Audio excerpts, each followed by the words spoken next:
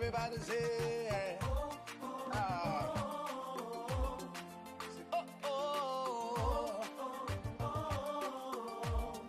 say, how can I express my gratitude for all the many things you've done for me? Words are not enough, to say thank you. So Lord, you are my everything. You're my everything. How can I express my gratitude? How can I express my gratitude for all the many things Father, you done for me, yeah. Words are not enough to say thank you. So Lord, you're my everything. See, I call you Jireh. Lord, my provider. I call you Nisi. You are my battle. I call you Rapha. Hey. You are my healer. Say, Lord, you are. You're my everything. I call you Jireh. Lord, my provider. I call you Nisi. You are my battle. I call you Rapha. You are my healer. Say, Lord, you are. You're my everything. Uyamatingina. Uyamatingina. Uyamatingina. Oh, uyamatingina.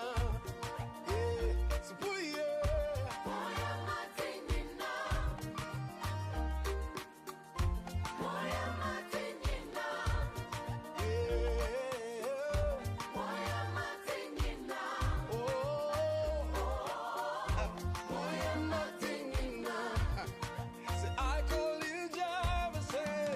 I call you Jireh. Lord, my provider. I call you.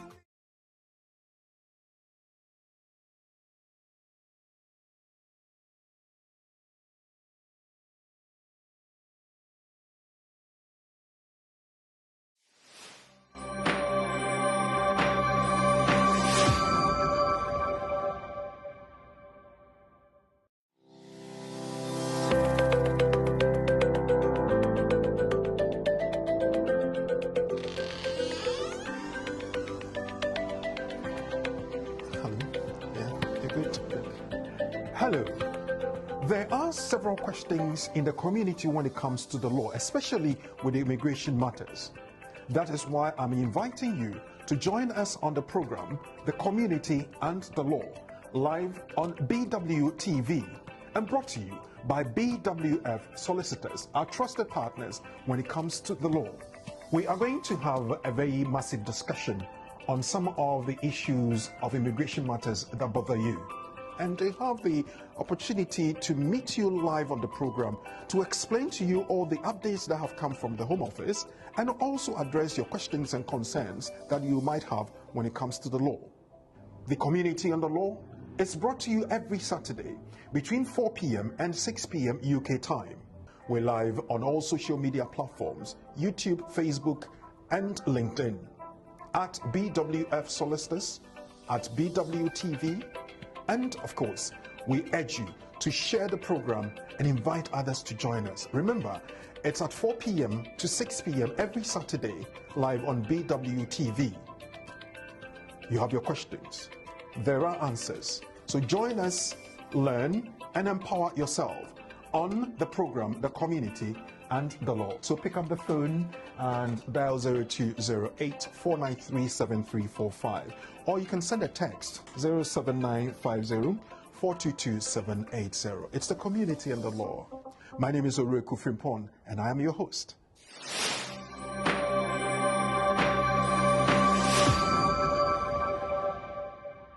Lovely afternoon to all of you out there. Another Saturday is right here with us, and we're coming your way with another very interesting edition of The Community and the Law.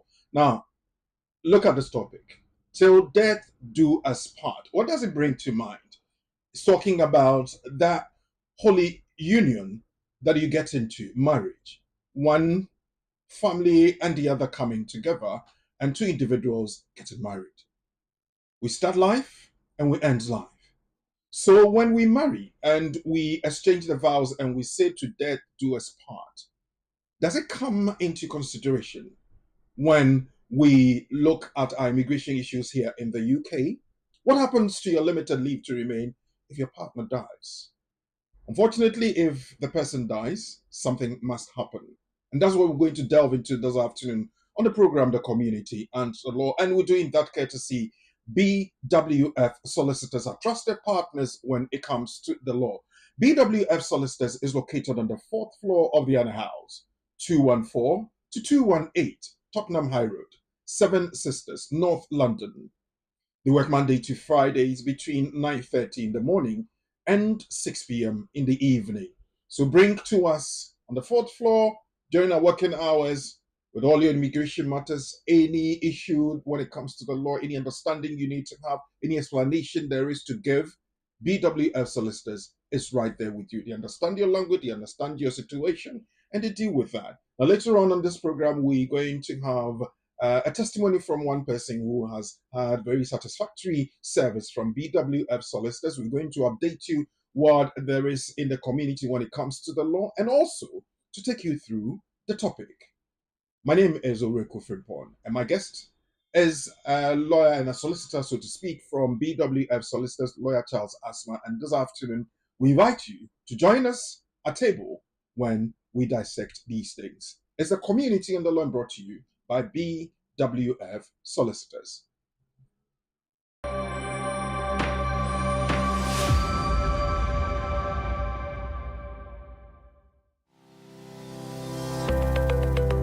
Based in London, we are a dynamic award-winning firm specialising in a range of legal services. Welcome to BWF Solicitors, a trusted and experienced law firm specialising in immigration and nationality, appeals and judicial review, dispute resolution, family and matrimonial, and other family law disputes with international context. These include matters such as private child arrangement orders, contestant and uncontested divorce, non-molestation for domestic violence, and financial remedy. Our childcare and family team appreciate the issues facing you at such a difficult time. Our advice is delivered in a confidential and sensitive manner. Meet Bernard Owusu, our esteemed senior partner. With over 32 years of experience and known for his expertise and dedication to serving our clients and the community. BWF Solicitors stands for integrity, respect, excellence, teamwork, diversity, inclusion, and service to the community. We provide tailored assistance specific to your case. At BWF Solicitors, every day is filled with dedication, creativity, and a commitment to finding the best solutions for our clients. Our team at BWF Solicitors is ready to assist you with all your legal needs. You can find us at the fourth floor, Anna House, 214 to 218 High Road, Seven Sisters, London, N15 4NP. Our main office line is 0208 493 7340, or our emergency line is 07712 761 884.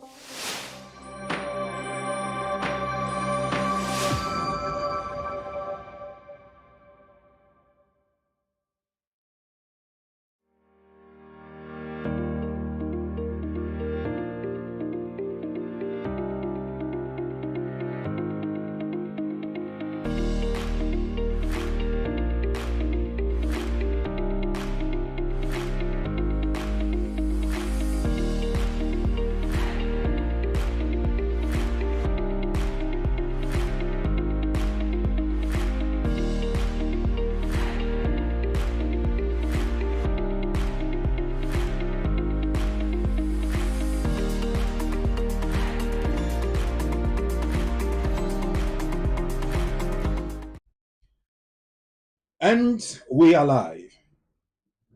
The situation where you do not know what to do, sometimes when it comes to immigration matters, is so disturbing.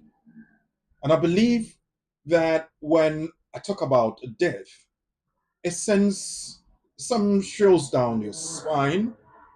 But look at it this way. You do not have to panic because there are so many things you can do in that situation where either you are gone or your loved one is gone. We're talking immigration matters here on the program, The Community and the Law, and we're looking at a situation where if your partner dies and you are on a limited leave to remain here in the UK, you ask yourself the question, what will happen? You would have exchanged the vows and said to each other, until death do us part. One is gone. What happens to the other? You don't have to worry. There is an answer when we'll be treating that. And that's on The Community and the Law this afternoon. Our guest and resource person, Lawyer Charles Asma, will be joining us in a short while. But before I introduce him, let me say a thank you to all those who have joined us already online. We're live on BWF Solicitors Facebook page and YouTube page, and also BWTV Facebook page and YouTube page. We are going to welcome those who have joined us. I know Tilly Duma, you're here. Thank you very much, Tilly. You are doing exactly what you do all the time. Please kindly share, comment, and like. Thank you very much. Now, those of you who have come in here, definitely when you get to a place and you are given the welcome, you sit down, relax, give you water to drink, and you acknowledge that you have gone to a place where you're welcome. So I'm welcoming you. So like the page for me. And those of you who are new, subscribe to the channel and share the link as well so people will enjoy the content we're putting out this afternoon, as we have always been doing every Saturday afternoon. Well, Tilly, thank you very much. I know Nanajimai and all the others are here. Gerard Agbat, you are here. I know, Gerard, I guess probably you are quite new on the channel. Thank you very much for doing what you're doing, asking people to share. Congratulations. We appreciate that. We have Stephen Jensuko, you're watching with us. Furthermore, thank you. I have Margaret Latte. Yes, Margaret, if you're watching with us and you're the first timer, please like the page, subscribe to the channel, and so we can get you to know whenever we put something out. Mubarak Ali, thank you for joining. A lot of you are here, so thank you as well to everybody who's ready or even invited somebody to join us. The topic is interesting, so I would want you to stay with us all throughout the period. Before then, let's see who is saying they are satisfied with what BWF Solicitors gives us. One from Sarah Archer, and Sarah says, BWF Solicitors are genuine, reliable, trustworthy, dedicated, and know how to talk to clients.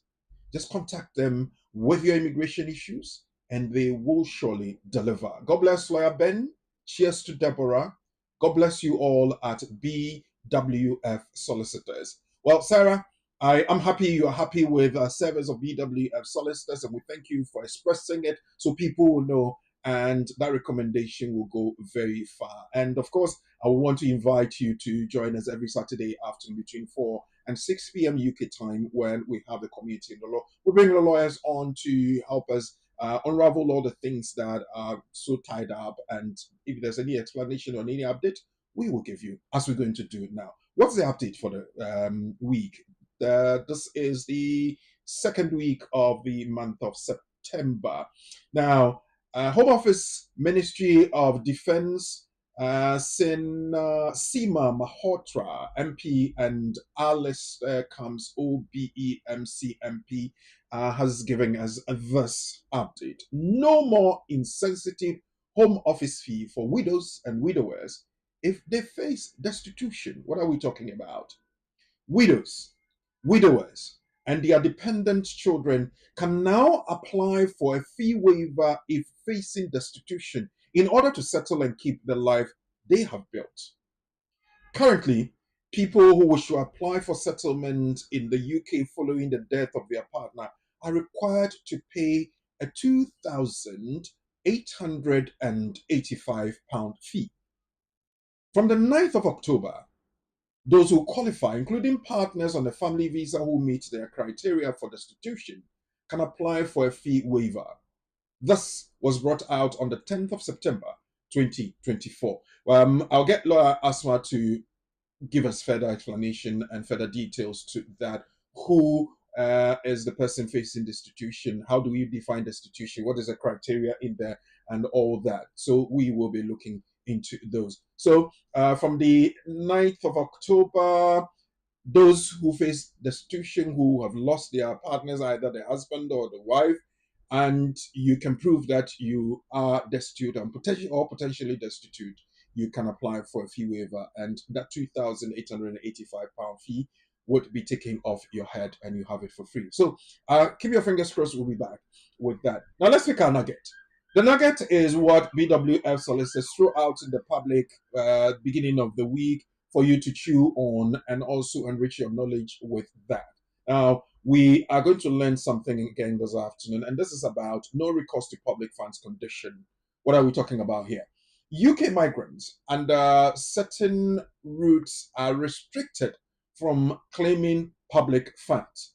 However, in some limited circumstances, you can have the no recourse to public funds removed without it affecting your right to remain or route to settlement. In 3 limited circumstances, ladies and gentlemen, the no recourse to public funds may be removed. What are these? 1. Destitution or imminent destitution. 2. A child's welfare. And 3. An exceptional circumstance affecting income or expenditure. And obviously, the question you're asking me is, do I have to fall into all these 3 categories? I'll ask the question, so don't worry. We'll get Lawyer Charles Asma to help us with that. So if you currently have permission to stay under the 5-year partner or parent route and you are granted access to public funds, you will remain on the 5-year route. 2 things coming up together, I know. So Home Office guidance on change of condition dated the 10th of January 2024 is where we picked this one from. So I think the door is now open. Let me quickly, first of all, introduce Lawyer Charles Asma, resource person and guest from BWF Solicitors, and also ask him to help us unravel these before we get into the main discussion. But remember, right after the discussion, I will get you that scenario where we will be looking at the nugget, and then I'll test your knowledge to see whether you really understood it or not. And if you faced that same question, you would be able to give yourself or another person valuable and correct advice. Lawyer Charles Asma, good afternoon. Good afternoon, Brakuku. How are you, sir?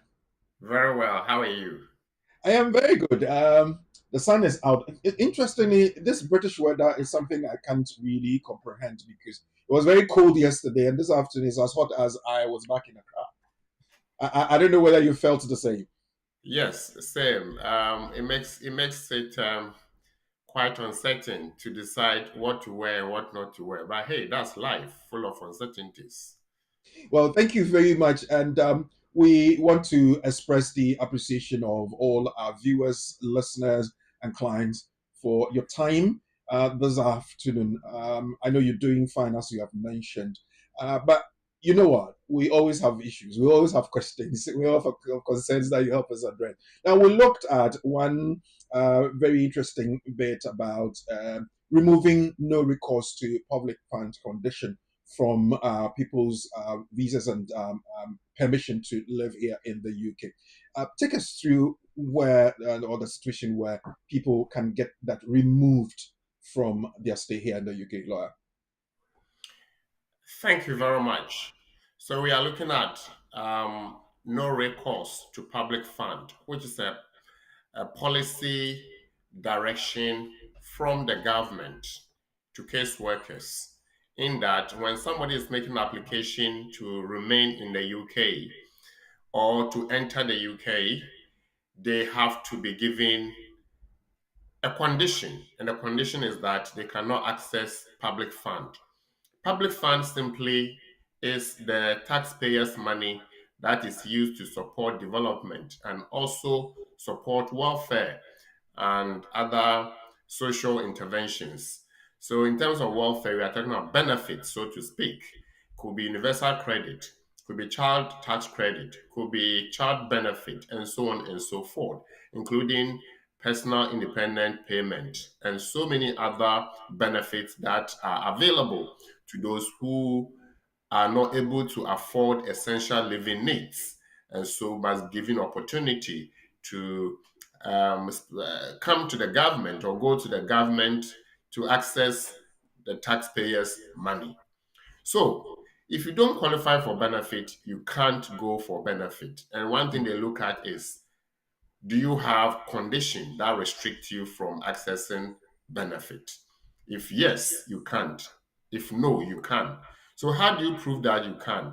So we check your visa status to see whether there is a condition, and normally they would have indicated on the visa status no public fund. And once there's no public fund, that means you cannot go near the public fund. And that's the policy direction. So when you are applying, you indicate that you cannot afford. If you do that through the fee waiver regime or system, then once you are making your application, they will consider that once the application is decided and your status granted, they have to factor that so that you may be able to access public funds. So most people will already have access to public fund, or there will be nothing indicated to show that there's no recourse. Now I have no recourse, so what do? You have to apply. And to be able to apply, you tell the government that you cannot continue to meet essential living needs, especially that of the children involved. And where there are children, it makes it easier because the whole policy direction came during COVID when children, through their interveners or through their legal friends, took the government to court to say that if there's no recourse to public fund and my mom cannot buy food to look after me, she's been laid off work because of COVID and so on and so forth. And so that is not fair to me as a child. And the government reconsidered that position and said that that's fine.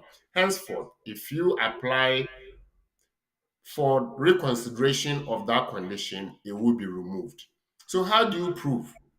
You have to show that one, you cannot, comparing your income and expense, your income is lower than your expense, and therefore you are not able to survive, and that yourself and that of your children.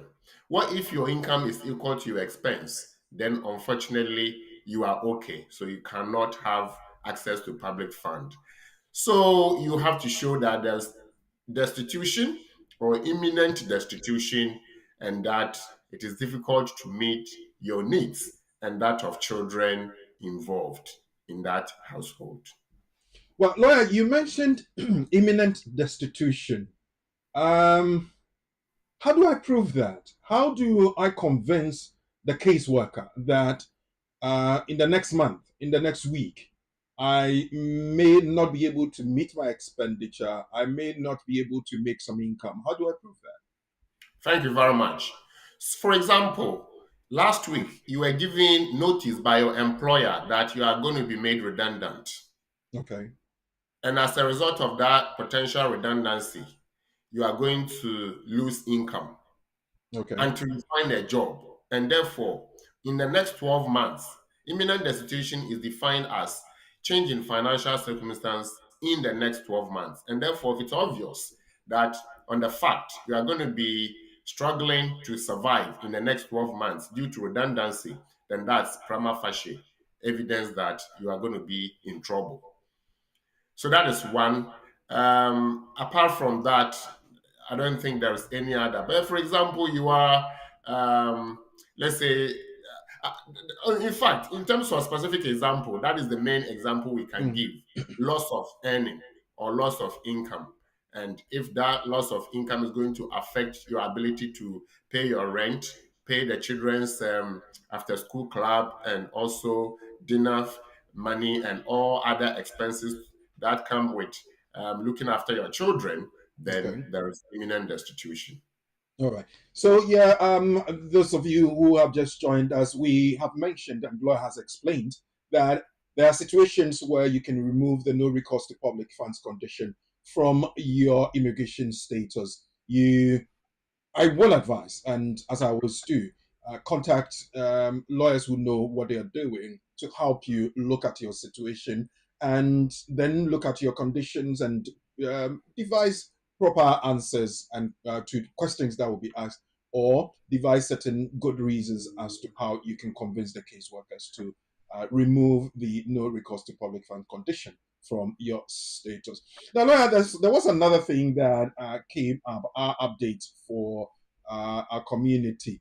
No more insensitive home office fee for widows and widowers if they face destitution. Destitution has come up again, and we're looking at situation where people can meet their expenditure or their income have been affected. What's happening here? So, you know that a widow is someone, or a widower is someone who has lost a partner. Mm-hmm. And today's conversation actually is also about widows and widowers. So, you've lost your partner. Probably this partner is the breadwinner of the house. Right. What do you do? And therefore, if you are going to make an application on that basis, ideally you have to pay for it, whether you have somebody to help you or not. But the government has thought through this that it might be insensitive to consider that somebody who is bereaved and therefore potentially maybe struggling to survive will be asked to cough up, for example, £1,630 for naturalization or £2,885 for indefinite leave to remain. What if they can afford? At the moment, there's no fee waiver for indefinite leave to remain and naturalization, especially for adults. And therefore, this widow or widower, what happens? The government is saying that there is opportunity to be reconsidered when you make an application that on the basis of that situation, you cannot afford the fee. Right. So, those of you who have found yourselves in this situation, seek for help, speak out, and let the Home Office know. You could save yourself 2,885 or even more if you have to pay, and if you have your fee waiver application granted, definitely the burden will be off your head. So don't be despaired. There is hope. There is light at the end of the tunnel. Pursue it, and you'll have it. Well, thank you very much, Emmanuel Nimakon, for joining us. You're watching with us. We have Edward Dongote Dongoyo watching. Doris Forson, thank you as well. Jimmy Sam, you are with us. Now, if you come on board, please announce yourself and let us know.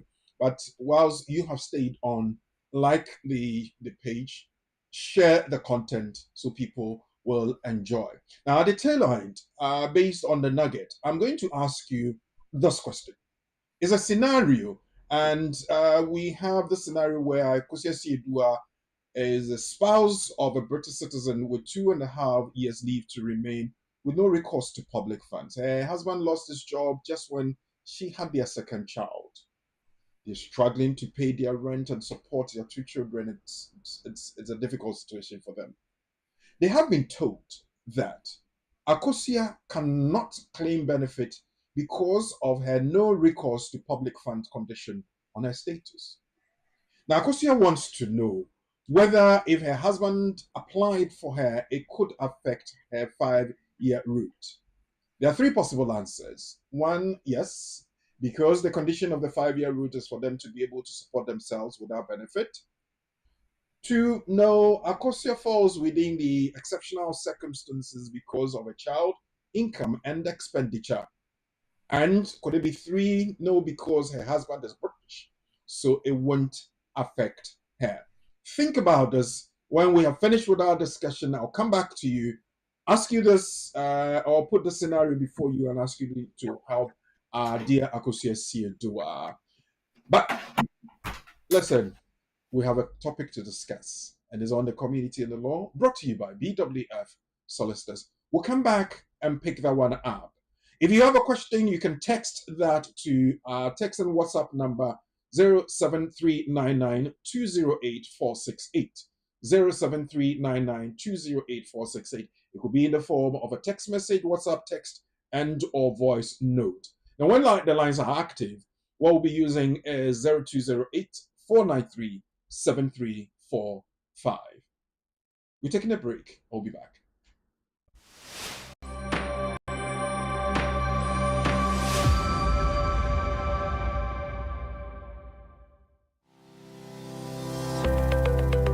Based in London, we are a dynamic award-winning firm specialising in a range of legal services. Welcome to BWF Solicitors, a trusted and experienced law firm specialising in immigration and nationality, appeals and judicial review, dispute resolution, family and matrimonial, and other family law disputes with international context. These include matters such as private child arrangement orders, contestant and uncontested divorce, non-molestation for domestic violence, and financial remedy. Our childcare and family team appreciate the issues facing you at such a difficult time. Our advice is delivered in a confidential and sensitive manner. Meet Bernard Owusu, our esteemed senior partner. With over 32 years of experience and known for his expertise and dedication to serving our clients and the community. BWF Solicitors stands for integrity, respect, excellence, teamwork, diversity, inclusion, and service to the community. We provide tailored assistance specific to your case. At BWF Solicitors, every day is filled with dedication, creativity, and a commitment to finding the best solutions for our clients. Our team at BWF Solicitors is ready to assist you with all your legal needs. You can find us at the 4th floor, Anna House, 214 to 218 High Road, Seven Sisters, London, N15 4NP. Our main office line is 0208 493 7340, or our emergency line is 07712 761 884.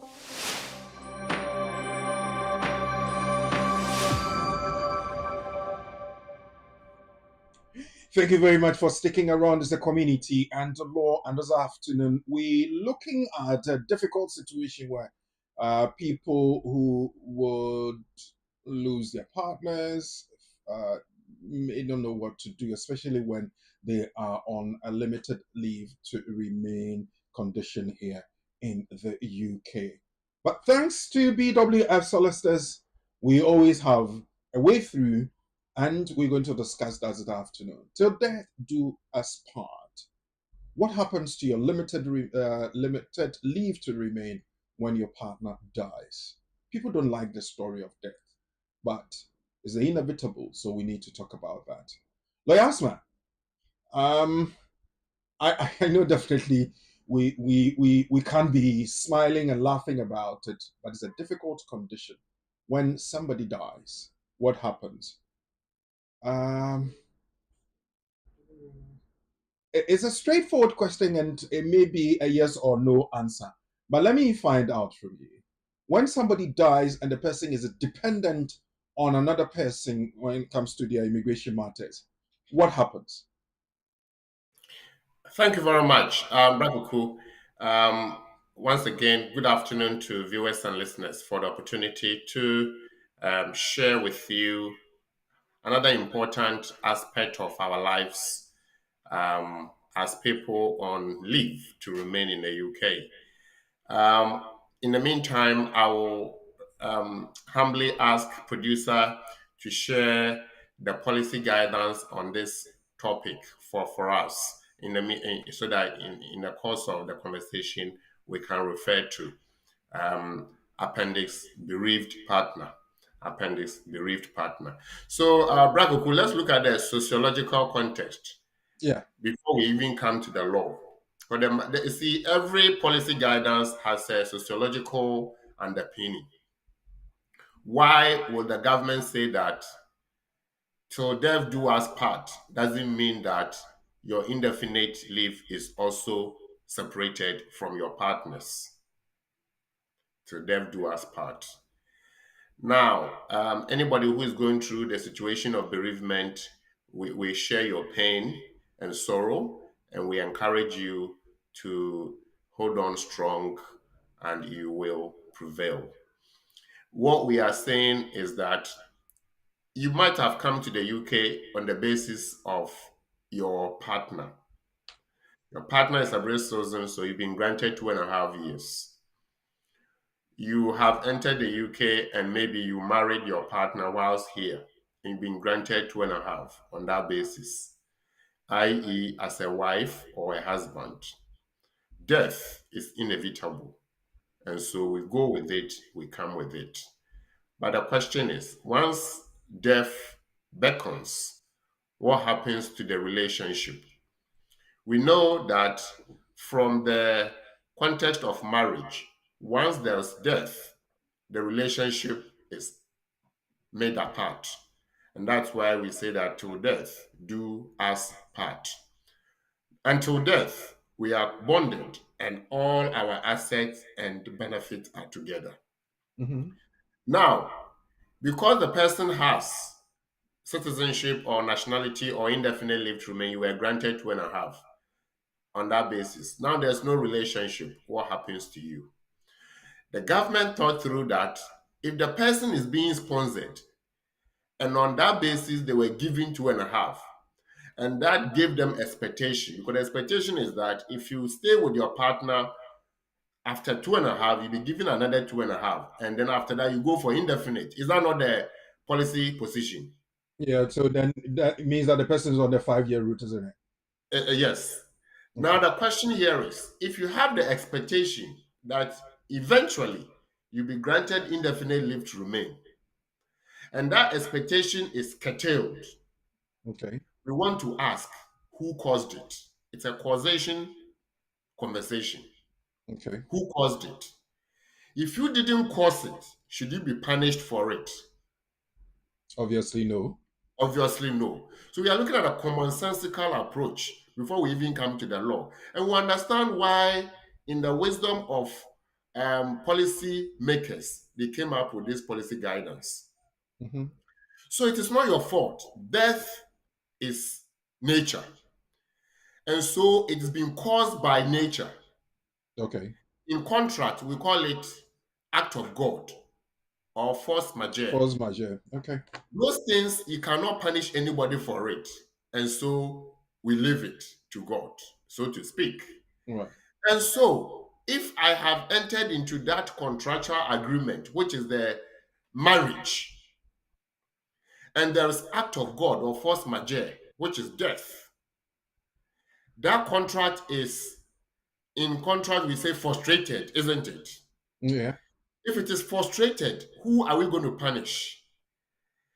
Are we going to punish the person who is to, in this case, the surviving partner, or we punish the state? The state will also say that it's not my fault that your partner is dead. But the question is, who should absorb the cost? And if I say cost is the losing party, what they are losing, Mm-hmm. the leave to remain. The leave to remain. Yeah. So we are not even coming to the policy. So let's think through. Okay, this person, the partner is dead. That means they cannot do extension of the application. Yeah, because And you're dependent on the person, and the person is not there. exactly. And even if they have done the second one, the second extension, and they are waiting to go for indefinite, and when you are going for indefinite, you still need your partner to be with you by providing all the necessary supporting documents. Okay. So if there's no partner, then nobody is going to accompany you to the door of indefinite leave to remain application. So you are going And to be left you alone. may be stuck forever because there's nobody to support you. Exactly. So if your partner is not there to support you, whose responsibility should it be to support you? And I will say, and I'm sure you will agree, it should be the state. Yeah. So the state thought through this and said that it makes sense. And therefore, if that person gets to that point where there's nobody to continue with them, the state will continue with them. Right. And for the state to continue with them, we just give them what the final expectation is, which is indefinite leave to remain. So, if I get you right, if the person is going for the second 2.5 year permission to live here in the UK, and the person is a widow or widower, would the state consider and say that beyond that 2.5 years, there is the indefinite leave to remain application? So at that point, they will consider and curtail the process for you and give you indefinite from there? That is exactly the point. And therefore, in my earlier submission, I said that either the person is going for extension or has completed the extension and is going for final indefinite, final outcome or leave, which is indefinite. Okay, Either way, you need your sponsor to be by your side. that's right. But there is death, and therefore the state takes over. Okay, The state will say that that which your partner should have done will do it for you, which is to give you indefinite. And because you haven't finished the first one or even the second one, hmm at this point where there's no need for you to wait, because there's nobody to sponsor you to eventually. help you on that And journey. here and now, we are holding your hand to jump you over the bridge to the destination you intend. Right. The obvious question is, at that point, if I am able to prove destitution or imminent destitution, as you showed us earlier on in our update and everything, can I apply? Or when the state takes over, the state takes over the fee as well? Right. So the point here is this. We are not talking about destitution. We are talking about death that has frustrated the person's immigration journey. Mm-hmm. And therefore, at this point, you are going to make an application to be considered for automatic indefinite leave to remain, similar to somebody who is on domestic violence. Okay. And therefore, even though you are not you are not a victim of domestic violence, you are a victim of death. Okay. And the same treatment that would have been given to somebody somebody who was suffering from domestic violence will be given to you in terms of support. So the question is, what do I have to show that at this point I can apply for indefinite leave to remain? What is the starting point? Let's have a conversation, Brakaku. We are saying that till death do us part. Now death has done us part. So what do I have to show that I am now ready for automatic indefinite? What's the first thing to prove? I would say I need to prove that the person is dead. So death certificate, naturally. Fantastic. Now you are teaching us, so please go ahead, Professor. Good. So I have provided a death certificate. I need also to prove that I was in a relationship with a person prior to the death of the person, isn't it? So now you are talking to me as a reasonable member of the community, or so we call it reasonable bystander. Mhm. You are not talking the law, you are talking common sense and fact. That's right. You are telling me that in addition to the death certificate, the person should also show that they were a spouse to the That's person who is dead. Mm-hmm. Why do they have to show that? One, obviously, let me make it a bit lengthier. If I had been given 2.5 based on my spouse, I would have shown and proven that I was a spouse to be given the 2.5 for the initial period. But when you're going for the extension, you needed your partner to go with you or hold your hand to do that. So at that point, I would find it logical to prove again that prior to the person's demise, I was a spouse and an existing spouse, and our relationship had not broken down. Awesome. Good. you have passed your law exams. I'm doing very well in time. Good. Good. Right. So the position is this, as you rightly pointed out, show that death has done you part from the sponsor, Mhm. death certificate. Right. Then show that you were indeed a spouse.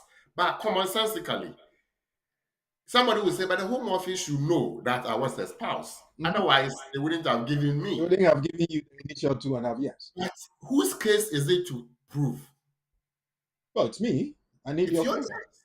Mhm. Whether they know or not is not the point. The point is that you want to tell them that, yes, you were. Okay. So you provide the one you had before, the 2.5 you were given, and all the paperwork. You also provide that you were married.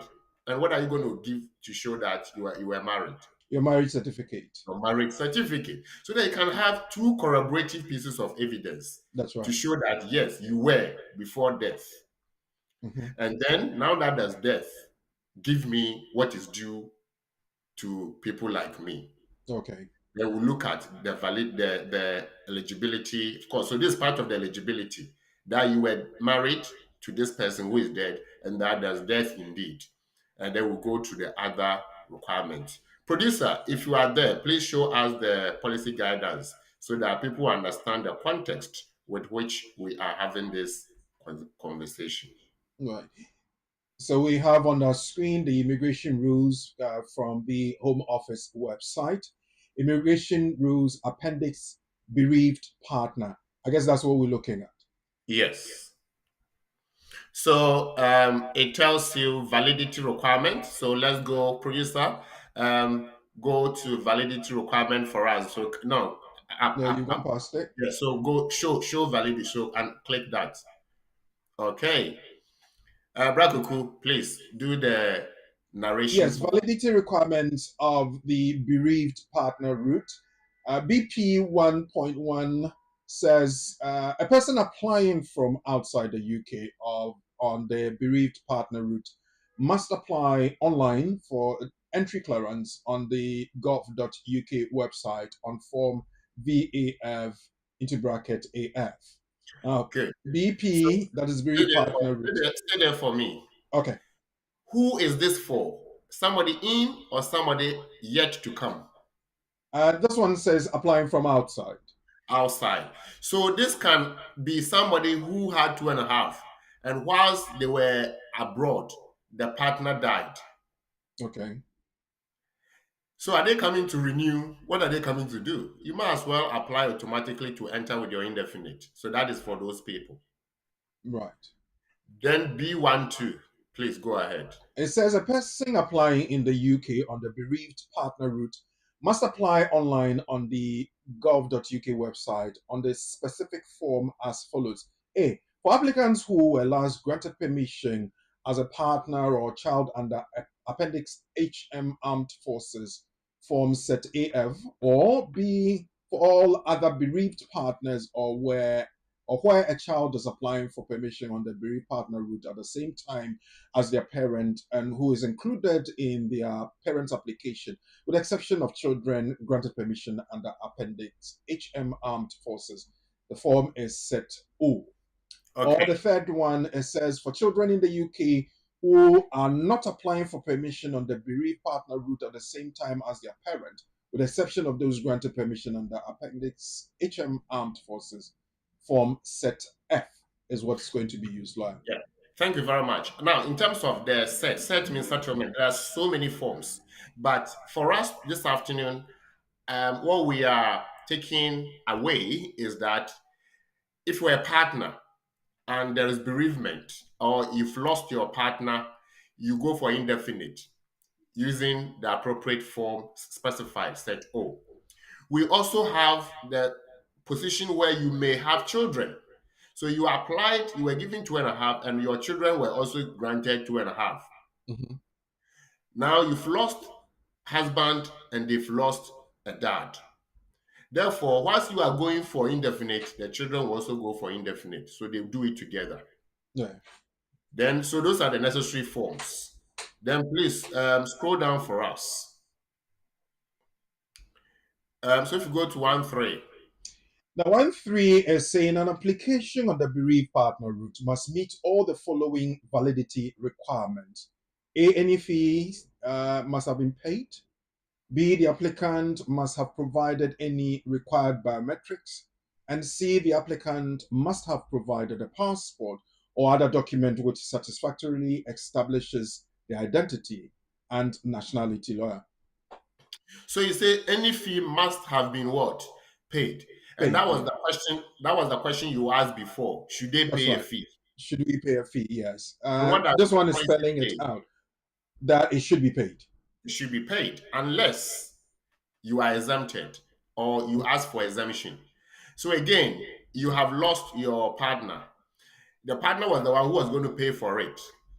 And the law says that if your partner is gone, you can apply for indefinite. Question, and this is a common sense question. If you want me to apply for indefinite, who is going to pay for it? That's a question to the state, isn't it? Mm-hmm. And therefore, if you make a submission to the state on that basis, the state may be willing to give you exemption. You agree? Yeah, I think I can pay. And the person who was going to pay for me is no more. So obviously, it must be a condition, exceptional circumstance for my situation for me to be All right. granted exemption. Can I make an argument like that? So, yeah, that is the point we are making. And therefore, Yes, if you feel that you can't pay because of the situation, you have to request the state to consider a waiver for you. And those are exceptional, limited exceptions where a waiver could be considered. And that's the main reason why, remember, the state has now reconsidered that widowers and widows may not have to pay a fee. I guess so. It stands to reason, doesn't it? Yeah. And so, but it says that you have to apply for it, indicating your context or situation why That's right. you should Yeah. be given a waiver. So, if you are not given a waiver, you must pay the fee associated with the application. And the current fee is £2,885. You have to go for a biometric, you have to do everything that ought to be done, and you must have a valid passport. If you don't have a valid passport, what do you have to tell them? You have to tell them that your passport maybe is with the Home Office because the last time you applied for 2.5, they gave you the visa, they gave you your card, but your passport is still with them. And on that basis, you don't have to provide the passport itself.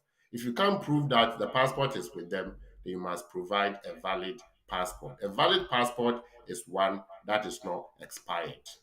All right, let's go to the last one, 1.4. Yeah, 1.4 says an application which does not meet all the validity requirements for the bereaved partner route may be rejected as invalid and not considered. Well, maybe as you go to explain this one, I want to ask the follow-up question as if it's rejected and not considered, do I have any right of appeal? The question is, why was it rejected and not considered? Because if it was rejected and not considered legitimately, then will you have a legitimate reason to fight it? An application, by extension, an application is rejected if I did not provide probably all the documents or something. No. So Go to if 1.3. 1.3. an application on the bereaved partner route must meet all the following validity requirements. Any fee must have been paid. The applicant must have provided any required biometrics, and the applicant must have provided a passport or other document which satisfactorily establishes the identity and nationality. How many things must Three. be available? 3. Three, yes. The fee, your passport, which is valid, and biometric. Biometrics, yeah. Right. If you don't do all of these 3, will your application be valid? 1.4. 1.3 says must meet all. So it And means 1.4. that if you miss one, you do not have it as a valid one, isn't it? So do you agree with 1.4? Which does not meet all the validity requirements. Yes, I agree. But then, is there anything that could be done beyond that? I'm still asking the question, obviously. Yes, I agree. So before, that's why I said that if it is rejected legitimately, you have to restart the process. Okay. Is it because you didn't pay the fee? If you didn't pay, is it because you didn't have the money? If you didn't have, did you ask for a fee waiver? If you didn't, well, the answer is no. So you didn't ask for a fee waiver and you didn't pay. Whose fault? Your fault. Your fault. B, they said go for biometric. You didn't. Your fault. Until that point, there's no application, or the application will not even be looked at. Mm-hmm. C, it says that show a passport that is valid. And the exception is if the passport is with the Home Office. Your passport is not with the Home Office because there's no proof. And yet, you did not provide it. And so if they say no, the application is invalid and they give one of these three reasons, that is it. You can't fight it. Unless they have made a mistake to cite one of those reasons, then you can challenge with a proof that that is not the case. Okay. All right. So obviously, if you want to put an application like that on the bereaved partner route, you must definitely meet all the requirements. We haven't this discussion till they do a spot. What happens to your limited leave to remain when if your partner dies? Loyaltas Asma is helping us, and we thankful to BWF Solicitors for their support and sponsorship. We're live on BW TV and live on BWF Solicitors social media platforms, specifically YouTube and Facebook. You've joined us, so I would want you to like the page so the algorithm will look right. Rebecca Marco, thank you very much. Patricia Chum, you are here with us. Musa Yakin, thank you. Kokudia, bless you.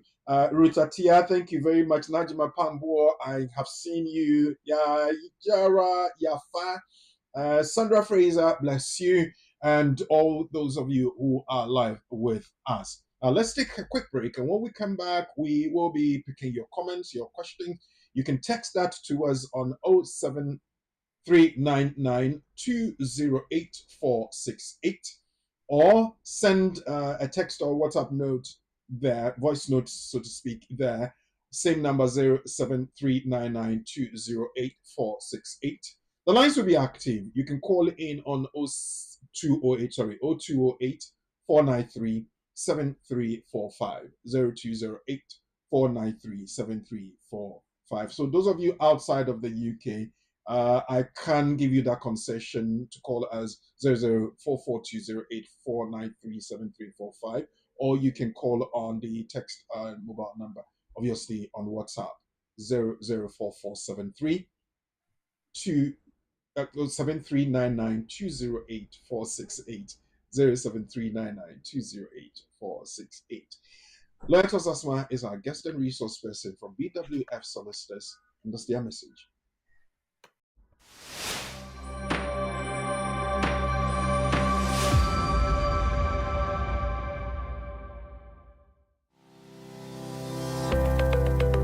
Based in London, we are a dynamic award-winning firm specialising in a range of legal services.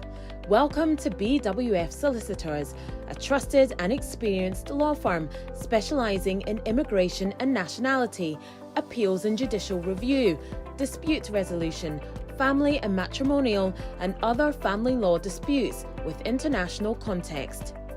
These include matters such as private child arrangement orders, contested and uncontested divorce, non-molestation for domestic violence, and financial remedy.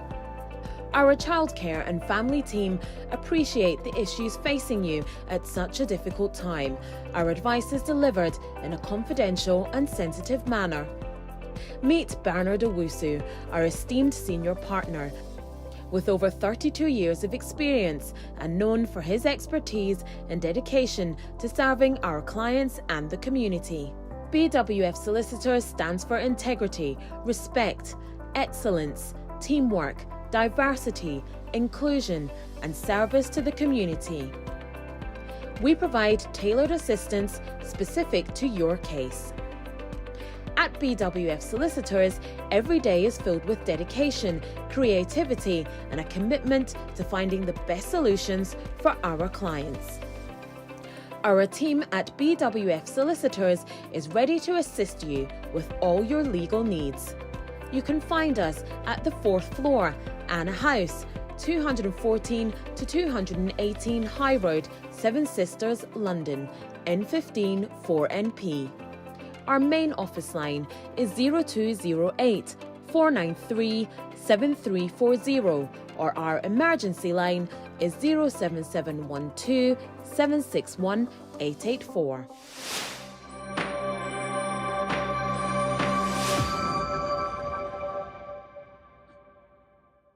Zero 73992084684 for our text messages and WhatsApp messages. You can call us 0208 493 7345. I mentioned that we're doing this courtesy BWF Solicitors, and we have Lawyer Charles Asma with us from the stables of BWF Solicitors. And this afternoon, we've looked at when the partner who is supporting you dies and you still haven't had your indefinite leave to remain. He's explained the circumstances, taking us through the policy and what the law says and all of that.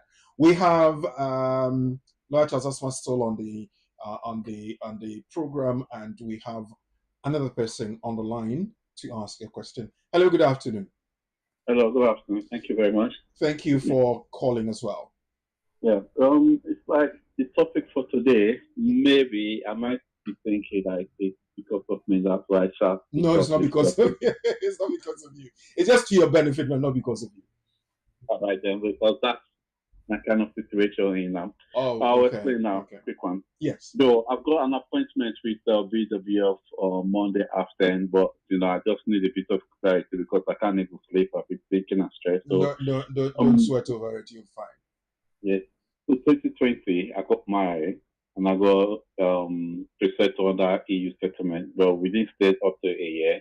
Mm-hmm. In that 2020, I think we got separated, but not divorced.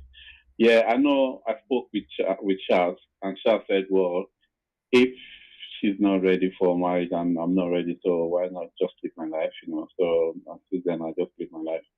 Now I'm thinking about divorcing, and that's so I could get return of rights under the EU. So, and it's stressing me out. I really don't understand the way to go about all of these dramas. Okay, so yours is not a situation of death, but you would want to go ahead with your divorce. Yeah. Okay, and your concern is the support you get when you're going for your renewal, isn't it? Yeah, I have to get my return of rights. Probably they might be asking you for one or two documents. So, getting documents is kind of, that would be, if they go nowhere, I don't think I could get any documents of that. Right. Lawyer Asma, if this is a situation of a estranged relationship and the person is not able to get any document off the other partner, what happens? Right. So first off, we want to establish what was before and what is now, and when did this happen. So that's the middle point. So the middle point is where the divorce took place.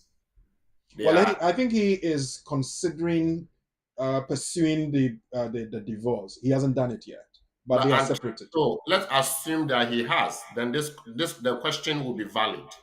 Okay. If he hasn't done it, the question will not be valid, and therefore we are preempting the possibility that he may end up divorcing, and so we are answering for him in advance. Okay. All right. So if it is the case that there's divorce today, okay, we are looking at before today, which is the divorce date. What happened? There might have been broken down relationship. They thought it will work out. Mediation informally, friends, family, church community, and so on and so forth. For about 3 years or even 4 years, it never worked. Mm. They've gotten to the point where they know that it's broken down irretrievably, and so they are seeking divorce, which is the finality of where they have traveled up to.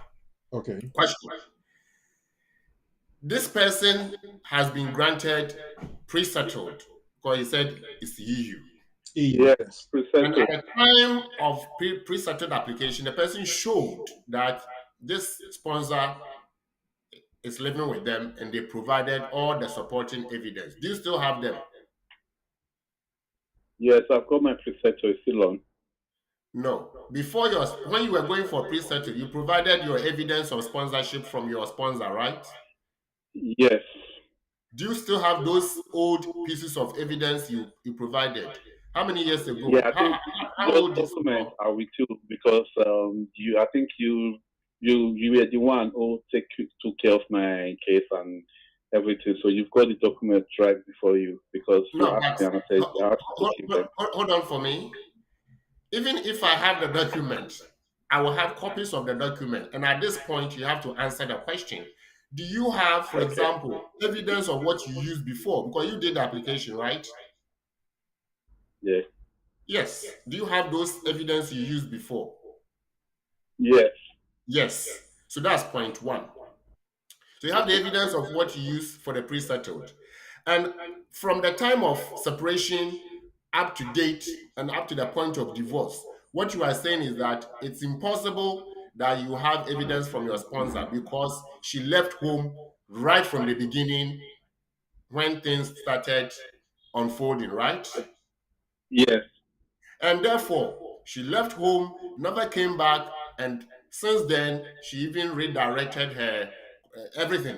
She just doesn't want to have anything to do with you, not for you to even see her bags and documents and stuff, anything. So you can't even have access to anything from her. And because the relationship is strained, she's not going to give you anything. Is that the point? Yes, that's true. And this is a matter of submission to the caseworker because the law is that before divorce you were together and so you must provide something up to the point of divorce. After divorce you were not together and therefore you are not expected to provide anything. So what you are saying is that I had it up to this point, and from this point to this point separation, right? And here within this gap there's no evidence because even though the divorce is not yet granted, she doesn't have, or she says she's not going to give me anything of her for me to support anything.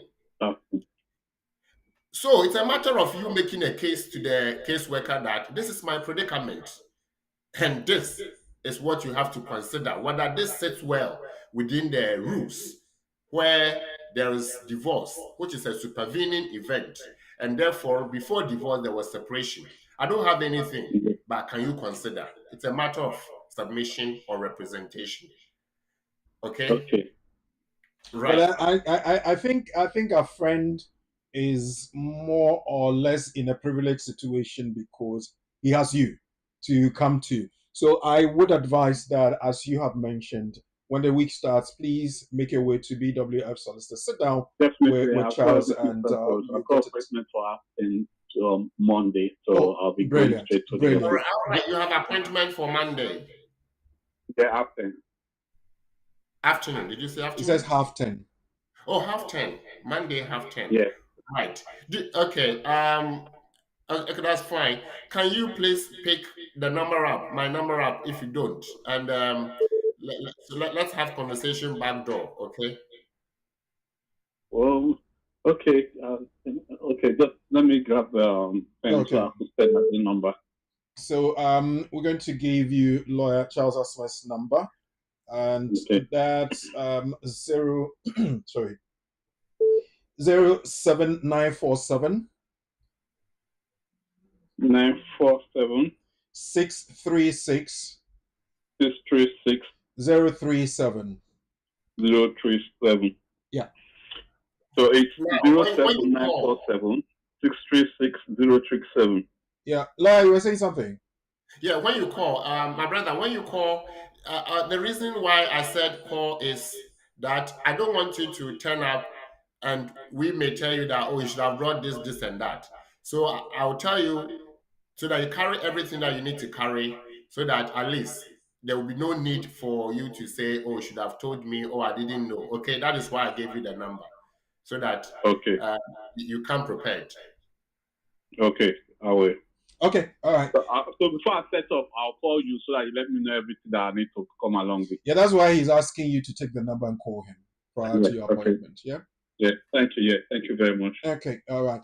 Well, you can also call in 073 9920846 on the mobile, or 0208 493 7345. We're here and ready for you. Those of you who have put your questions and comments in the comment section, we're going to pick them up again. Remember, we have been treating the topic till death do us part. What happens to you if your partner dies when you have limited leave to remain? Hello, good afternoon. Hello. Yes, good Hello, afternoon. good afternoon, my brother.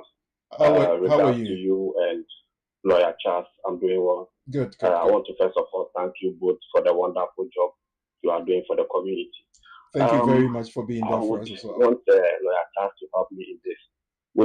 In regards to what my brother just asked, let's say I have my final order with me now. I want to retain my right. And when I go to the government website, it's the understanding I'm getting from the reading is that the application is going to the settle scheme, EU settle scheme.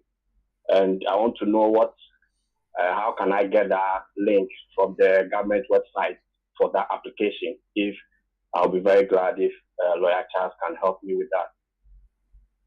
Yes, lawyer. Right. Thank you very much. My brother, are you there? Yes, sir. All right. Okay, give me the date of marriage, please. The date of marriage is September 2020. 2020. Yeah. So 21, 22, 23, 24.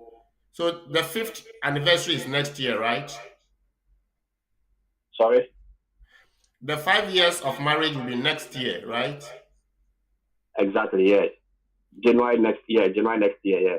All right. So are you seeking to No. So I regularize the marriage will be 5 years next year, but the regularization, my first 5 years will expire in January 2026. So when do you want to do the indefinite settled status? No, indefinite. I want to retain my rights after I have divorced my EU wife. Okay, and that is why I asked all those questions. So let me clarify something for you and viewers and listeners. When we say retain your right, it doesn't mean that you divorce today and you retain your right even if you haven't married for 5 years. It doesn't work like that. Okay. So when you are due for indefinite, which is the 5th anniversary of your marriage, yeah, you are going for indefinite, but the spouse is no longer available because of divorce. Yeah. And so you are using the divorce to replace the spouse to say that even though I am divorced and there's no sponsor at this stage, I have my retained right from my marriage stage. But you have to wait until 5 years before you go for indefinite. So it's not like, I want to retain. But what are you retaining? The right is that after 5 years, you can go for indefinite. Are you with me? Yes. But are you 5 years yet? No, not yet. So you go for indefinite. The 5 years is the marriage and not my residency period, but the marriage. Yes, the date of marriage, the date you started the relationship with your partner. Okay. And so it will be your 5th anniversary, a day after the 5th anniversary, okay? Yeah. So even if you have the information now, you can't apply now. And that's why I wanted you to understand that retention doesn't mean that now. It means when you are ready for the indefinite. Okay? Yeah. The form to use is you go on the website, you type EU settlement, EUSS or EU settlement scheme. The page will open. Go through the checklist. You see switch to settled status. That's the one for you. So you are switching from pre-settled to settled when you are 5 years in the marriage. Okay? Oh, okay. Okay. So in September 2025 is when the marriage will be 5 years. So that is when I can do this application. So a day after the 5th anniversary. Yeah. So is this application to the EU settlement to switch from pre-settled to settled status before I apply for the indefinite leave to remain? Settled status is called indefinite. It's another name. Okay. So which of them am I applying for? Am I going to apply for the settled status? Or because when I go to the government website, I can see settled status. And I think Laura is saying that if you are EU, so if you are applying, so you're applying for a settled status, which in other words is your indefinite. Okay, I get it. Okay. But before you go, this is for everybody as well. Sometimes the opportunity comes for us to educate the public. Indefinite leave to remain is synonymous to settled status, but the EU rule uses settled status, and all other rules uses indefinite. But it's the same as Kojo and Jojo, who are both, which is the same as Monday born. Okay. All right. Thank you. Thank you very much. Yes, the line is free for any other person who would want to call us in now. 0208 493 7345 or send a text WhatsApp to 07399208468. We'll be picking up comments from the comment section both on Facebook and YouTube. Alexa says, will I need a transit visa via Netherlands to UK as a Ghanaian citizen? Yes, but if you are not sure, speak to the airline. If you are going through Netherlands, I'm sure you are going to use KLM. So speak to KLM whether you need a visa to transit Amsterdam. After Brexit, a lot of things have changed, but as a foreigner, you would need, unless you hold US visa in your passport, which is valid, then that's an exemption. Okay. Well, thank you very much, lawyer. We pick another one. You can put your question and your comments in the comment section on Facebook and YouTube as well. I studied early childhood education in Nigeria. How can I relocate to the UK? Right. If you have early childhood education in Nigeria and you want to come to the UK to work in the early childhood education, in other words, nursery and all those places, reception, you have to apply because what you want is to come to the UK and work. So go online and apply for early childhood jobs in the UK. Once you are selected, you'll be given a certificate of sponsorship. Once you get the certificate of sponsorship, you go to the embassy online, of course, online, apply for the visa to enter the UK as skilled worker to work for that company. Well, Sandra Fraser is giving some very vital information, and she says it's always best to contact specialists and qualified lawyers if you're not confident enough to do the application yourself. So, obviously, I will ask you to speak to specialist immigration solicitors at BWF Solicitors. Eunice is on 07535813910. Charles is on 07947636037. The office number is 0208-493-7340. The emergency 077-127-61884. If you are okay with emails, send an email to admin@bwfsolicitors.com. 4th floor, the House, 214-218 Tottenham High Road.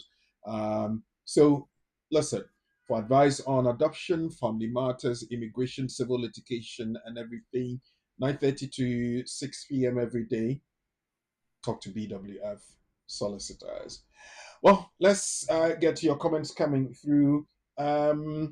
One says, my certificate of sponsorship switch application was refused on basis that my visa was curtailed. I applied for the switch on 2nd May 2023. My curtailment was December 2023. I had my certificate of sponsorship switch application from student spouse to COS main applicant refused on the 3rd of December 2024. I'm a professional lawyer. How do you describe that? My lawyer didn't update me till the 1st of February 2024. I reapplied for the certificate of sponsorship No reply up to now. My question is, do I have the right to work? What will be my fate? What my options, or what are my options really? I've divorced my student husband and now knocking his old schoolmate he met here on 2 occasions. Real events. Anyway, go ahead. All right. Um, okay. So our no, please, we're going to work through the solution for our friend Okay. Kay. I just want a fact clearer. So switch application refused.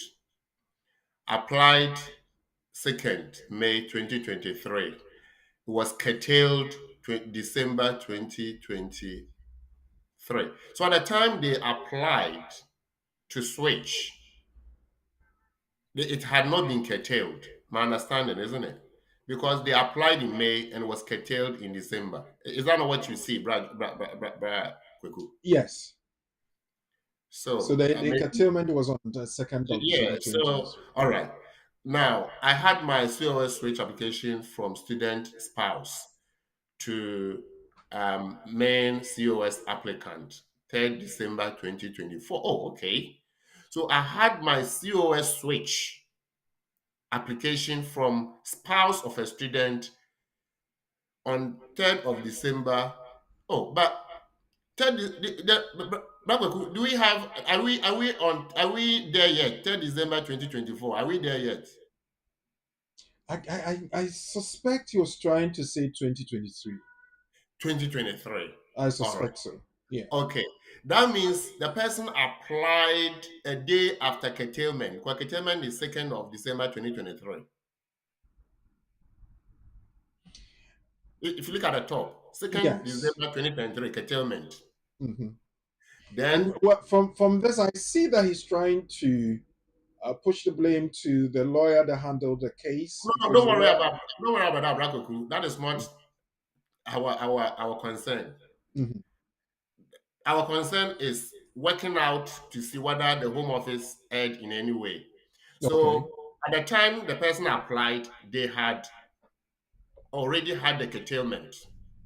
Yeah. And so they didn't have the basis of switching because there was nothing to switch from. Regardless of whose fault, that is not for us this afternoon. Do I have right to work? No, because your right to work at the Had time been you were curtailed. switching had ceased. And therefore, Section 3C does not protect you. What may be my faith? You are currently illegal in the UK. However, you may consider applying under Appendix FM as a father of a qualifying child. A qualifying child under the law, Section 117D, says that the child is a British child or a child with pre-settled or a child with settled or a child born in the UK, lived in the UK, or brought from abroad and has lived in the UK for 7 years. I don't think the 7-year bit will apply to you. But if your child is British and the child baby mama is looking after the child and you are playing a role in the life of the child, then you can apply under direct access rules as a father to a qualifying child. And on that basis, they should consider you applying Section 55 of the relevant statute. What are my other options? Those are the ones I'm telling you. Or you have a wife who is in the UK. You said that you are divorced. That means you are free. You say you are in conformity with another person. If this person has lived to remain, I mean, has No, I think he's saying that the reason for divorcing the partner was that there was adultery. That's what he's saying, and the yeah, reason but is and therefore they are still with this person, right? it says I've divorced my student husband, so obviously the marriage is broken down. Yeah. So okay. So the marriage. So the point I'm making is that if they were with somebody and as a result of that there was divorce, and this person that they are with, they are still with them, and there is marriage. Then, having married this person, if the person is a qualifying partner, Mhm. i.e., British citizenship or indefinite leave to remain, or even pre-settled under Appendix U to the immigration rules, you can apply for you to be considered that you have a family life with this person, and therefore it might not be reasonable for the two of you to be separated. Even though that is not always the case that you'll be given. However, if you are not given because there's no child involved, you may have recourse to appeal, and the court will decide whether to give it to you or not. So that is the option you have. Private life option is not applicable because you are not 20 years in the UK yet. Okay. Well, we move on to the next comment, and I think Desmond has brought up something. Desmond has a question that says he's on the family leave to remain visa. Can I start my renewal 3 months earlier before my visa expires? Oh, come again, please. That's on the family leave to remain visa. Can this one start the renewal of the visa 3 months earlier before it expires? Right. I mean, I think we have said a lot about this. That even though the 28 days rule is within the rules, it's just a policy guidance, and that does not take over the law itself. And so, even though even though it's advisory, it is not binding. So, if you apply 3 months earlier, given reasons why you need to apply 3 months earlier, your application should be considered. But if you are going to apply with fee waiver, then you can apply even before 3 months, because by the time the fee waiver is decided, your visa might have expired already, and then you continue from there. Right. Yes. Okay. Kofi Akubia also has a question. Adoption in Ghana, would it be accepted here in the UK? So I'll come to the adoption bit, but I have a note from my boss. Okay. He has alerted that there's no transit visa needed if you are transiting through Amsterdam and you have BRP and not leaving the airport. So if you are not leaving the airport and you can use and you have your BRP, that is allowed according to my boss. Okay. But if you are leaving the airport, then you have to be careful. Okay. So that is stand to remain that, for instance, if I have a visitor's visa and I'm coming through Amsterdam to the UK, because I have a valid visa and I'm not leaving the airport, I would be allowed in there. But a valid visa, visitor's visa is not a BRP. The word is BRP. So if you have a card, the presumption is that you are a resident in the UK. Okay. And so you are just passing through the airport with a view to enter the UK. Okay. So if you are not leaving the airport, fine. But if you are leaving there, you will need the transit. So that is for our brother who asked about transiting within the European countries. Okay. Let's see what Kofi's answer will be. Would our adoption in Ghana be accepted in the UK? So there's what we call the Hague Convention adoption process. The Hague Convention is a UN convention which has amalgamated the adoption systems across countries that have signed up to that convention. Ghana has signed up to the convention.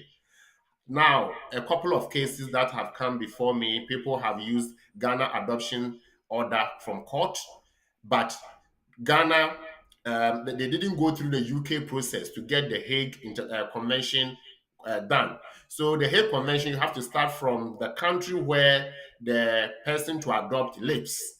Then you go to the country where the child to be adopted also lives. Now, they have done that of the country where the child lives, but not where they themselves live. And so the Home Office will say that you didn't follow the UN convention process or the Hague Convention process, and so it's weak. But if you look at the convention itself, it says that there are some countries that have signed the convention. However, UK has not necessarily accepted or adopted the adoption process. It doesn't mean that that adoption process is invalid. So what you have to do is that when you are making an application with that, you have to make strong submissions. But in terms of the law, the starting point or the default position is that adoption must be within the Hague Convention adoption, which is the international adoption process. From UK and Ghana, you must obtain something from there. Again, you should have lived with the person, or the child must have lived with you for 18 months and 12 months up to the point of application.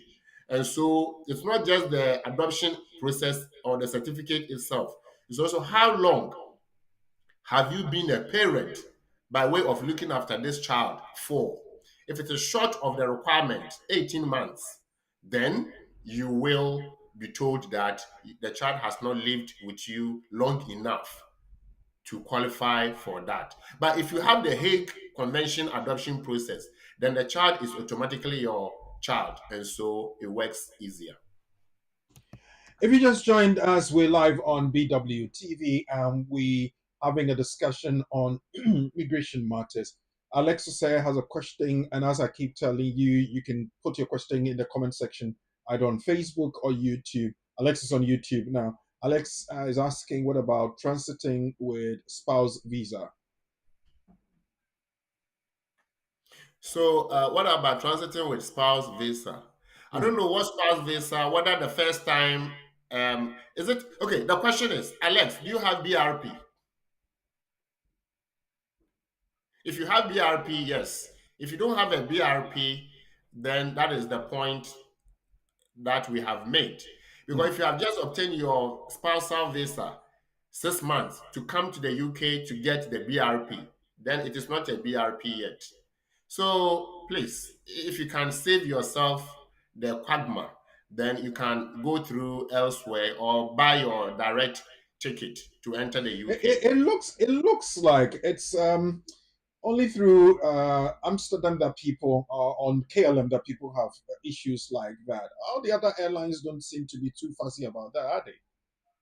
Well, at the end, but the point remains that if you are in doubt, speak to the airline, because it is the airline that will not allow you even to board. So speak to Right. them. I do tell people that speak to the airline. If the airline says so, take a note from them. Then you buy your ticket. Otherwise, just go through other options. But my boss has alerted that BRP is fine. Other than that, please tread with caution. Right. Andrews Mensah, thank you for watching. Tracy Sa, Hannah Chenebua, Kodia, Andra Chamating, Margaret Dumensa, you're here. Thank you. That's one as we have answered your question. And all those who are on Facebook and YouTube, thank you so very much for being there. We are live on BWTV, brought to you by BWF Solicitors, and we're having the community and the law. So let's do us part. What happens to your limited leave to remain if your partner dies? Koyado, your question is, can you remain in the UK until you have made a decision about immigration status following your partner's death? If so, for how long? Can you remain in the UK until you make a decision about your immigration status following your partner's death? How long can you do that if it's so long? That's a very good question, honestly, because I don't think the law has contemplated this, that somebody will choose not to transit immediately and they are buying time. Is it because they are so bereaved that they don't know what to do? Or they like the thought process is not there? They are mourning their partner, and so they are not considering their own limited leave to remain extension. I mean, those are questions that somebody may want to ask you. And if that is the case, I don't think it is still a good reason not to. Because at the moment, the law doesn't say that up to 6 months or up to 1 day or up to this. But the earlier, the better. Okay. Well, a stitch in time, they say, saves 9. So don't delay. Do it quickly. On YouTube, Alexander Stephanie says, if someone with limited leave to remain has a baby for someone who doesn't have any status and get married to this person, is there anything that can be done? Someone with limited leave to remain has baby with someone with nothing, and get married to this person with nothing. Is there anything that can be done? Okay, so On the face of it, there's no specific rule, but this is how this will play out. Mhm. You are telling me that you have a child with this man. This man has no it's not documented, therefore no leave. You have indefinite leave. My question: on what basis is your indefinite is your limited leave? On what basis? Did you obtain your limited leave through your own spouse or through a child who is a qualifying child? That is a question before I can proceed with the rest. Otherwise, if it's a question that you want to seek to answer to, please call later and I'll ask further questions. If I can't answer without obtaining the full fact. Well, let's keep picking the comments. Remember, later on, we'll be coming your way with our quiz, and I'll give you the scenario. After this question and the answer, I'll throw the scenario back at you, and then we'll see what your answers will be. My cousin issued with 30 months leave to remain on private life. The decision letter states he has no recourse to public funds, but the BRP says otherwise. What can he do? The BRP and the e-visa says he has recourse to public funds. Obviously there's a Yes, confusion here. I mean, we do experience this situation, and I always ask the person to refer to both. We have the decision letter and we have the BRP. Brakweku, you know that when BRP is issued to you, they will tell you that if there's something wrong, let us know so that we correct, right? Mm-hmm. It could be your name, it could be the condition, it could be anything, it could be your date of birth. The letter will set out properly because the letter is issued with care. The BRP will be processed later, and therefore it's likely there could be a mistake or error. The question is, who is going to take advantage? The Home Office or the caseworker will say that refer to the letter. You also say that refer to the BRP, isn't it? Because it favors you. Exactly. Who's going to win? It's a matter of argument. And therefore, if you feel that this BRP is correct, apply to the to the public fund. They will ask for the visa letter decision itself, and they will make a decision if they feel that the BRP supersedes the letter.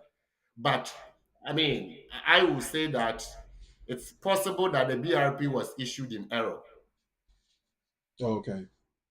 If you want the recourse, but the question here is, how can I ask for recourse to be removed? So this is what you can also do. You can apply to them.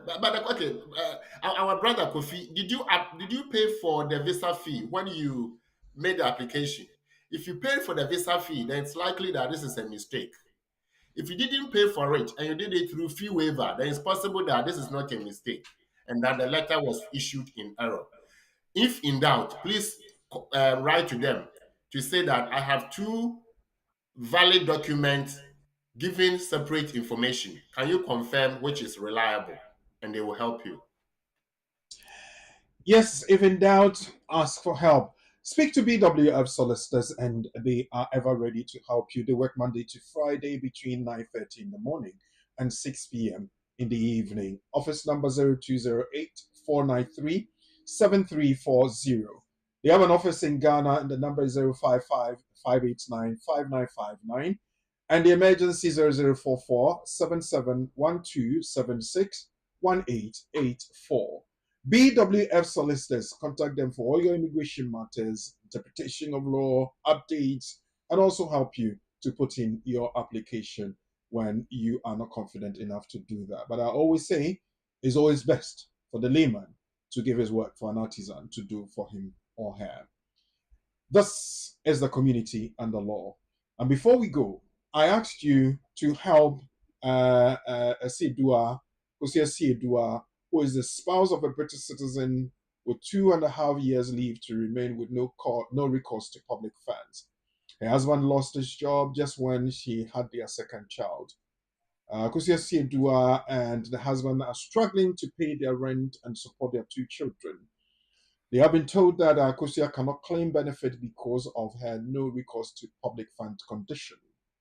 Akosia wants to know whether if her husband applied for her, it could affect her 5-year rule.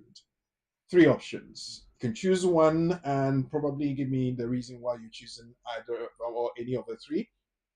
Yes, because the condition of the 5-year route is for them to be able to support themselves without benefits. Or two, no, Akosia falls within the exceptional circumstances because of a child, income, and expenditure.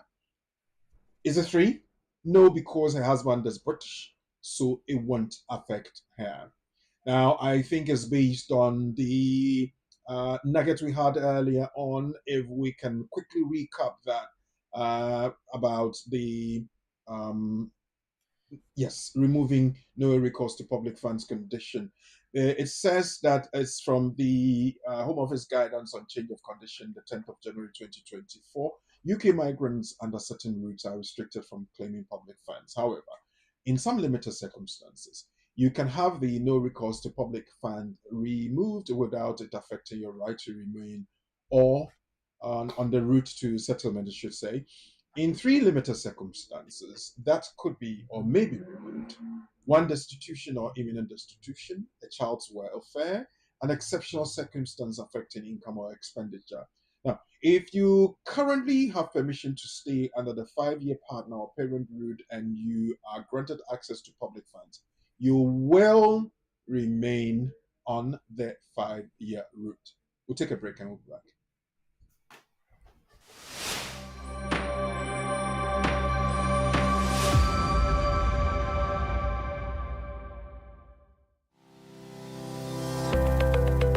Based in London, we are a dynamic award-winning firm specialising in a range of legal services.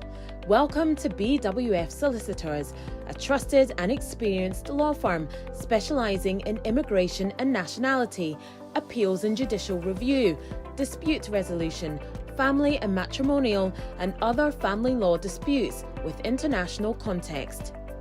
These include matters such as private child arrangement orders, contestant and uncontested divorce, non-molestation for domestic violence, and financial remedy.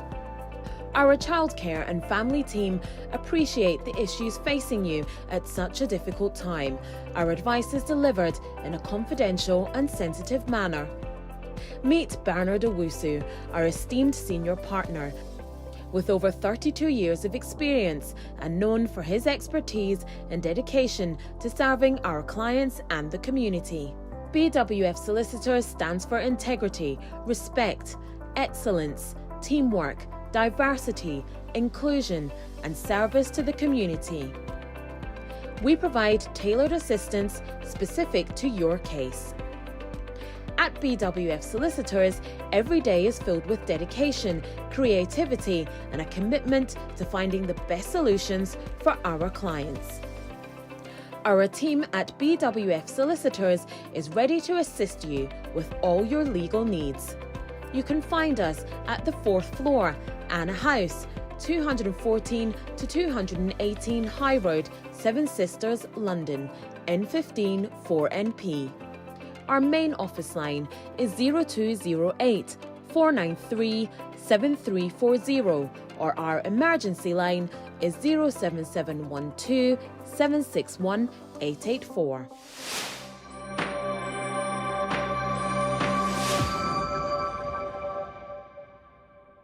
Welcome back and thank you for sticking around. I am so appreciative of all those who have stuck with us from the beginning up to this time. It means that the content is very good and you're enjoying it.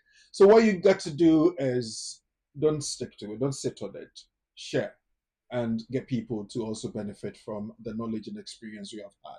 My question was, Akosua Siedua is a spouse of a British citizen with 2.5 years leave to remain with no recourse to public funds. Her husband lost his job just when she had their second child. So remember, there are 2 children here. The couple is struggling to pay their rent and also support their children. They have been told that Akosua cannot claim benefit because of her no recourse to public fund condition. She wants to know whether if her husband applied for her, it could affect her 5-year route. We have 3 options and 3 answers. You can choose one, the one you think should be correct. Yes, because the condition of the 5-year route is for them to be able to support themselves without benefit. No, Akosia won't affect her because she falls within the exceptional circumstances because of a child, income, and expenditure. It won't affect her because her husband is British. Which one is the correct answer? Let's see what you have. Konyo Boateng says number 3. I understand you've got another number 2. You're not sure. Konyo, which is which? 2 or 3? 2 or 3. Okay, let's say take another one. Eva says it's number 2. No, Akosia falls within the exceptional circumstance because of a child, income, and expenditure. Eva says so as well. Kwekwedu Tutu says that as well. Who else? Victoria Bonsi says, yes, it's going to affect the 5-year route because the condition of the 5-year route is for them to be able to support themselves without benefit. Next one, we have Charles Emery says number 2. Okay, let's see who else has an answer here. Cynthia. Cynthia says is number 2. Cynthia in team says number 2. Tilly says number 2. Who else? Emmanuel Safo says number 2. I'm getting excited about your participation. Thank you so very much for paying attention. Kwame Santi says number 1. Who else do we have before we go over to Uncle Charles for him to help us with that? Kelly Ade says number 2. No, Akosia, it won't affect you because you fall within the exceptional circumstance because of a child, income, and expenditure. Umar Farouk, yes, number 2. Okay. Who else? That's about it for now. Okay. Now, last one.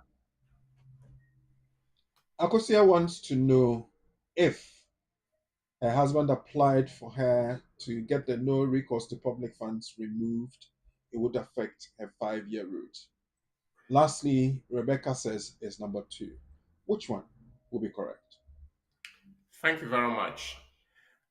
So the essence of the policy is that whether you paid for it before or you didn't pay for it, once there is no recourse, you can ask for it to be removed if 3 things apply. 1, there's a child involved and the child's essential living needs are affected due to financial challenges. Mm-hmm. 2, there is destitution or imminent destitution, i.e., right after getting the visa granted or leave granted, things have changed. And this is one of, and of course, the third one is exceptional circumstances. And you can see that the husband has lost job. The husband is the breadwinner. So what do they do? And so Akosia will be able to go close to the fund on the basis that child, income, and expenditure. So it says that Akosia falls within the exceptional circumstances because of the 3 things we have mentioned. So the answer is 2. Yes, Akosia, it won't affect you because you fall within the exceptional circumstances. You have a child, you have imminent destitution, and your income and expenditure are affected. Following judicial review proceedings brought by a destitute woman and her 1-year-old daughter who were denied access to public funds, the Home Office published a new policy instruction setting out the circumstances in which the no recourse to public fund conditions will be lifted. In particular, we must take into account that any application involving a child's best interest, where there are exceptional circumstances affecting income and expenditure, they will be considered, and she would still remain on the 5-year route as stated in the Home Office guidance of January 10, 2024. Ooh. So those of you who said number 2, the answer is correct. The explanation is given, and thank you very much, Lawyer Charles Asma. And with that, I come to do my traditional summary and conclusion. Lawyer. Thank you very much. Yes, so Bragoku, we have understood that till death do us part doesn't mean that my BRP will also be taken away by my dead spouse. And so you have your BRP and you then journey on to indefinite leave to remain. What it means is that you can make an application right away for indefinite leave to remain. You have to pay the fee, you have to do the biometric, and you have to show that your passport is still valid. Or if it's not, you have it with the Home Office, so you don't have it with you. You only show the copy. Once all these three things are there, you have. Of course, the application will be considered on the basis of your own suitability. And therefore, if you have any web in your cupboard, then it might come up to haunt your application. So check suitability. And once you qualify, you'll be able to do the application together with children that are in that relationship. This is what we have covered. And I'm sure we've been of blessing to you this afternoon. You have been more than a blessing because we have had a lot to keep in our repertoire. And the knowledge is huge, the experience is exciting, and of course, the updates very, very appropriate.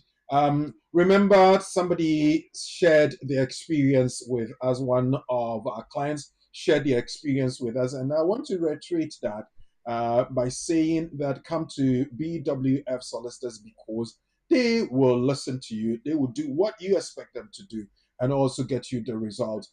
Sarah, thank you for letting us know that you really enjoyed the services of BWF Solicitors. She says they are genuine, reliable, trustworthy, dedicated, and know how to talk to clients. Just contact them with your immigration issues and they will surely deliver. So contact BWF Solicitors on 0208 493 7340 0208 493 7340. I just also want to remind you that if you are a widow or widower and you do not have the amount of money to pay for the fees, there is no more insensitive home office fee for widows and widowers if you face destitution. Currently, people who wish to apply for settlement in the UK following the death of their partner are required to pay that whopping £2,885 fee.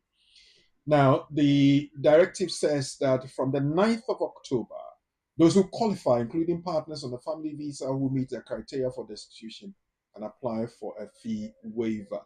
That's good news. So take advantage of that. And I keep reiterating that if you need any further clarification, if you need support with that, talk to BWF Solicitors and they will be able to help you. I kept having people asking me about the e-visa account. Yes, please, please, please, please. I think from the beginning of August, people who were waiting for the Home Office to send you letters to say that you can apply. From the 6th of August, yes, you can apply. The e-visa, as you know, will replace the BRPs, the biometric resident cards, the passport endorsements, and vignette stickers by the end of 2024. You would have realized that on your BRP, they say the expiry date is the 31st of December 2024. Now, the transition applies to all visa holders, regardless of nationality or visa type. So go ahead and complete your setup. And if you need help, talk to BWF Solicitors. If you have EU pre-settled or settled status, you already have the e-visa account. So don't worry about that. Call any of the numbers, as I keep saying, if you need further assistance, 0208 493 7340. And with that, we draw the curtains down. I want to say thank you very much. Next week and probably the week after, I'll be doing some special dedications and shout outs to those who were born in September 20, whatever year. You celebrate your birthday in September. I'll be doing those shout outs. So don't ever miss any of those episodes we'll be having. We have one next week and one the following, and then we draw the curtains down on September. So if you celebrated your birthday in September, you can put your name and your in the WhatsApp chat 0739920846. So I would remember and give you that shout out. And remember to always come around and let's have the community and the law. My name is Oreku Frimpona. I say thank you on behalf of my production team, Padmo Dudu, Sheila Ankra, and my studio producer and director, Professor Ade, and to the BWF Solicitors family, from Uncle Ben right down to everybody in the family. We want to say thank you for your research and support. And to you out there, I'm so grateful I have you around every time. Invite other people to join us because we're coming again same time next week. My name is Ulrich Frimpong. Good evening.